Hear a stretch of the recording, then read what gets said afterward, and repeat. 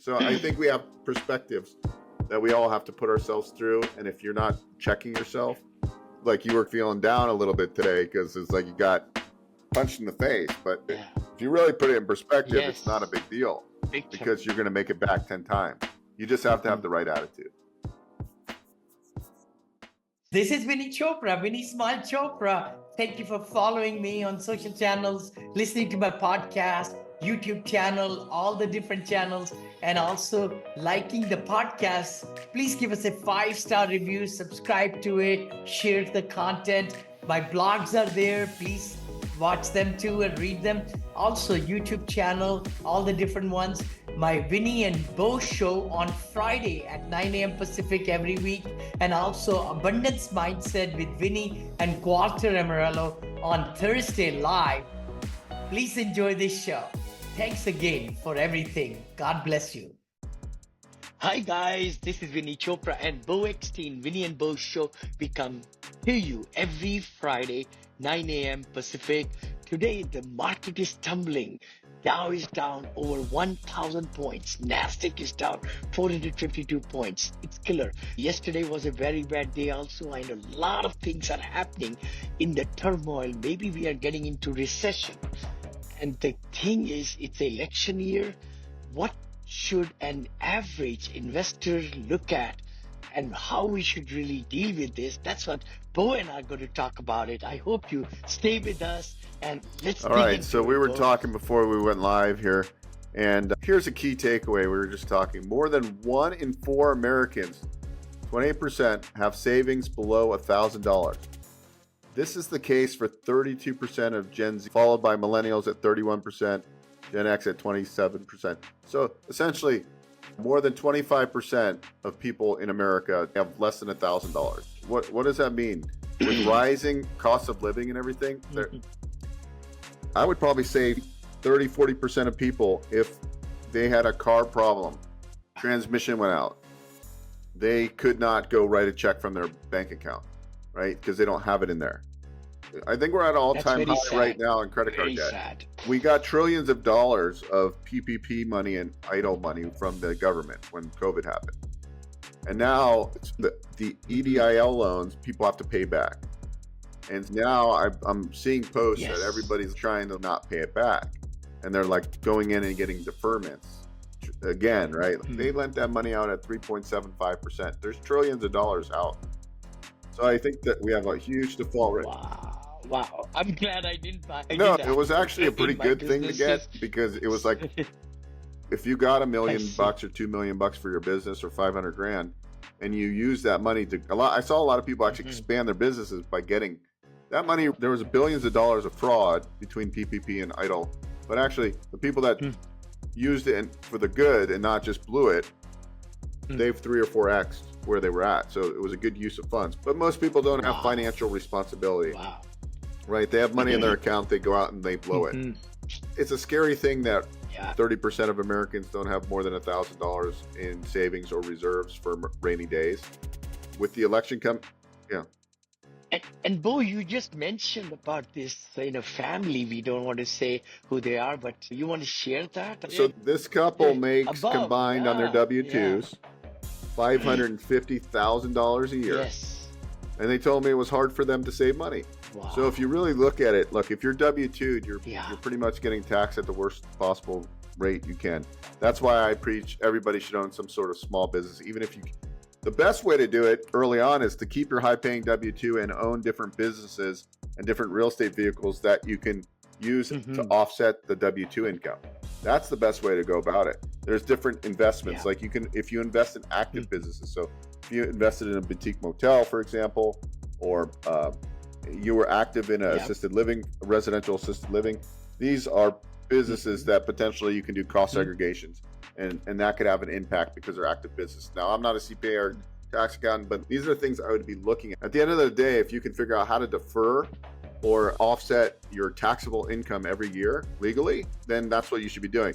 Here's this couple that makes $550,000 a year, and it's hard for them to save money.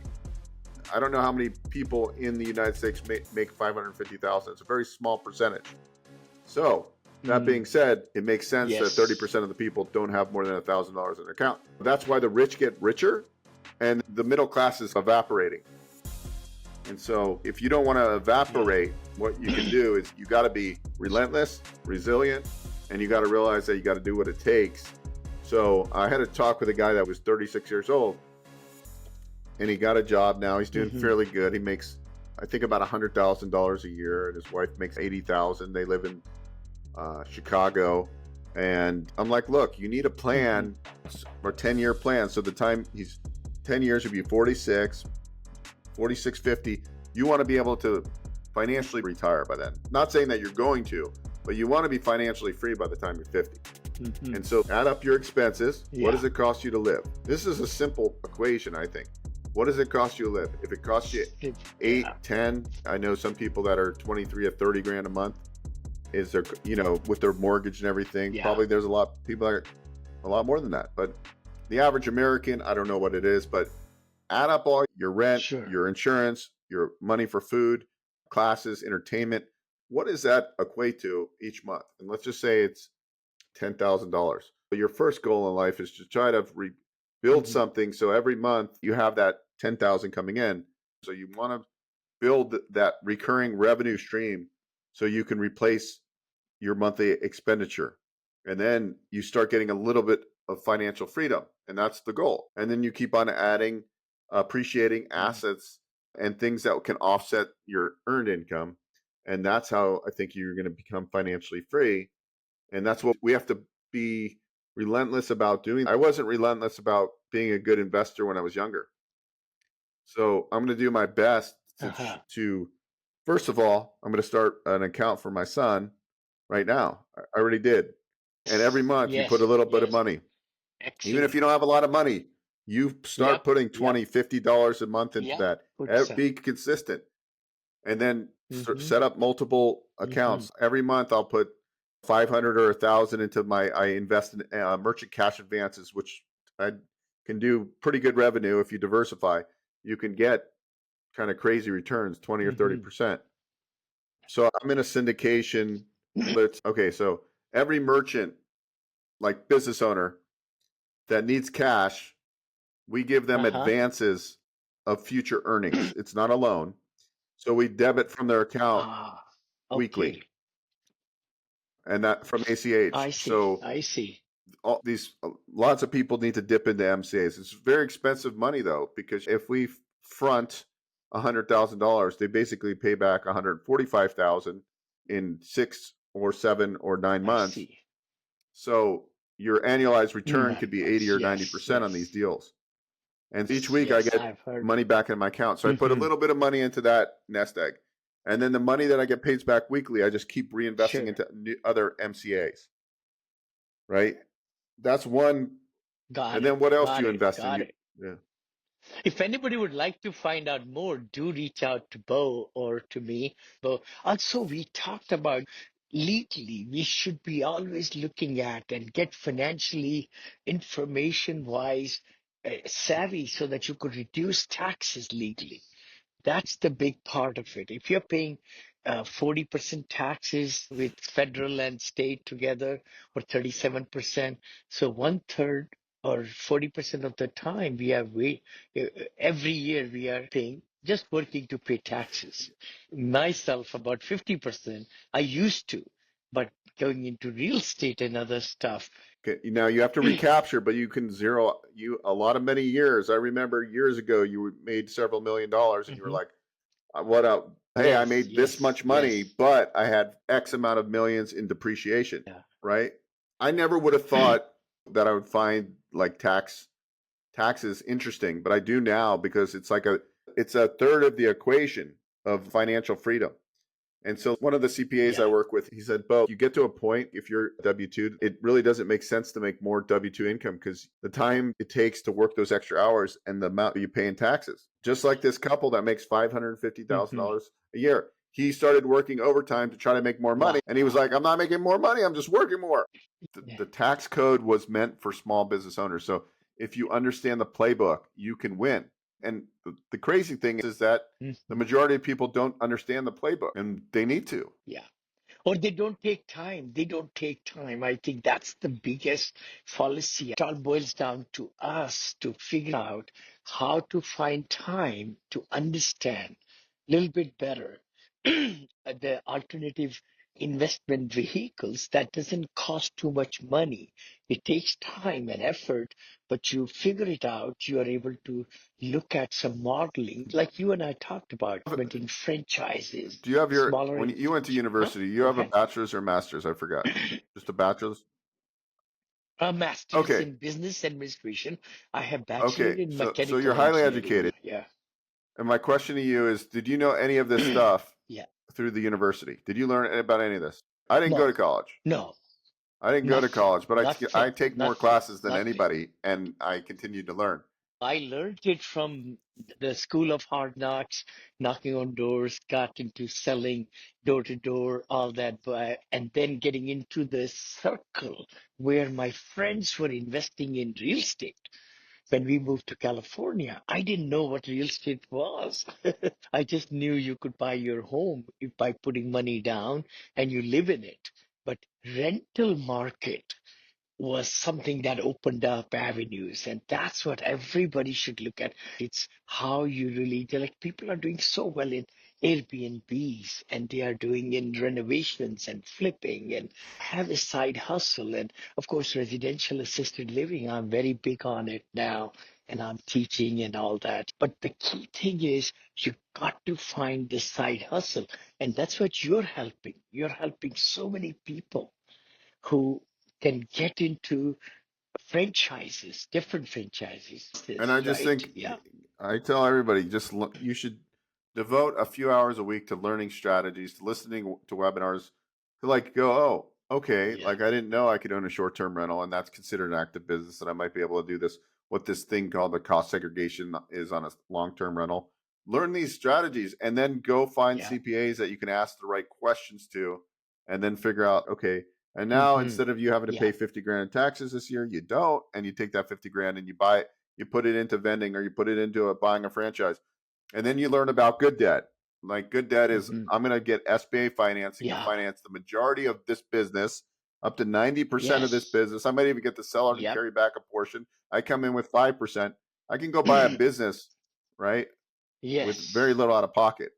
That's going to give me cash flow every month. These are the skills that we need to Hmm. learn. So get out there and learn it. I go to a lot of courses and seminars and I learn from people that are really smart. And so I didn't go to university, but I Yeah. went to a university that I co-created. I still co-create Hmm. my curriculum. Every year I go, okay, like I went to Alex Hermosi's event, right? That was 2 days of Hmm. learning. Yes. And then Yes. who else am I going to go to? What conferences am I going to go to?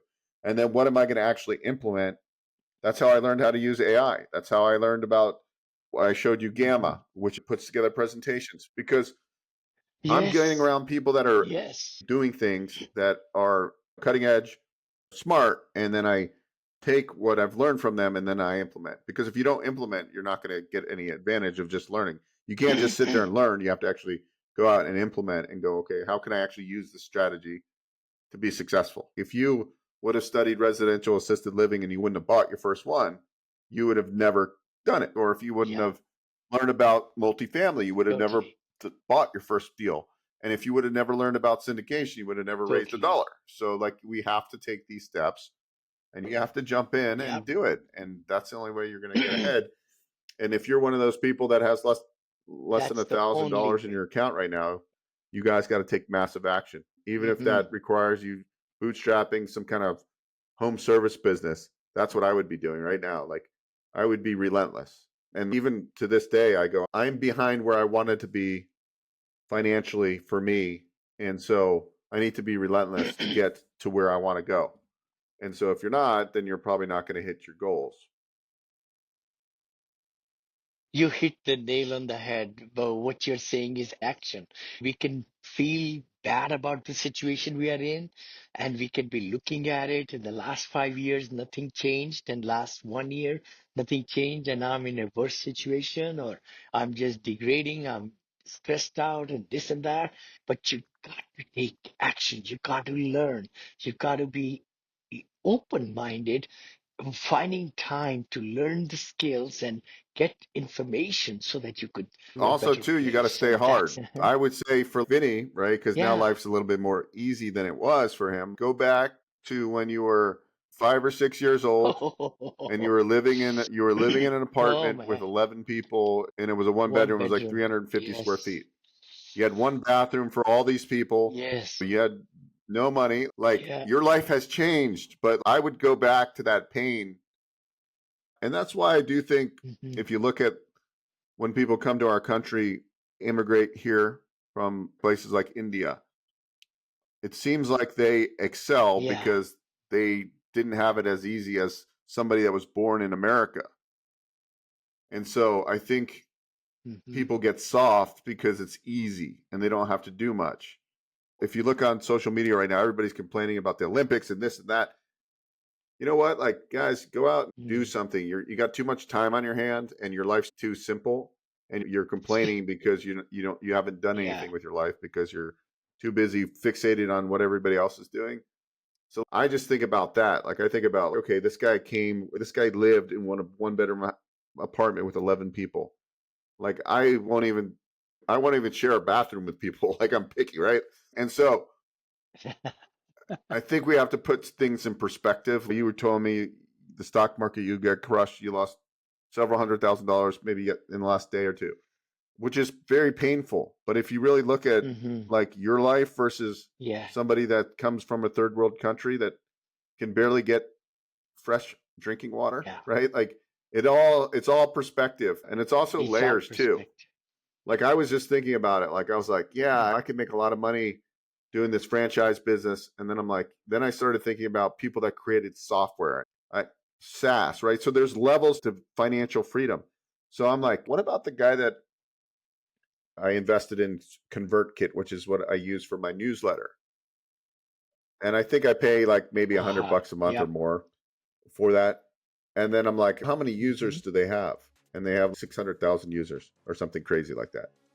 So if you Ah. look at somebody like Hmm. that, you know what, that business is probably worth $1 billion, right? Because membership SaaS Yeah. type of businesses can sometimes trade at a 20 times multiplier.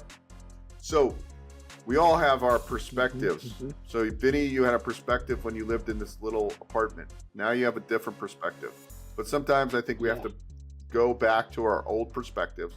And sometimes, like my Hmm. perspective of, hey, this is the kind of business I can build. It's actually small if I look at ConvertKit business, which is a multi-billion-dollar business. So I think we have perspectives that we all have to put ourselves through. And if you're not checking yourself, like you were feeling down a little bit today because it's like you got punched in the face. But Yeah. if you really put it in perspective, it's not a Yes. big deal Big time. because you're going to make it back 10 times. You just have to have Hmm. the right attitude. So true. I hope this has been a good show, good content, guys. If you like, please comment and share this episode. And we'll see you next Friday, 9 See you a.m. guys. Thank you so much, Bo. Thank you for your perspective, brothers. Bo and I are together to really bring the best to get your business to the next level. So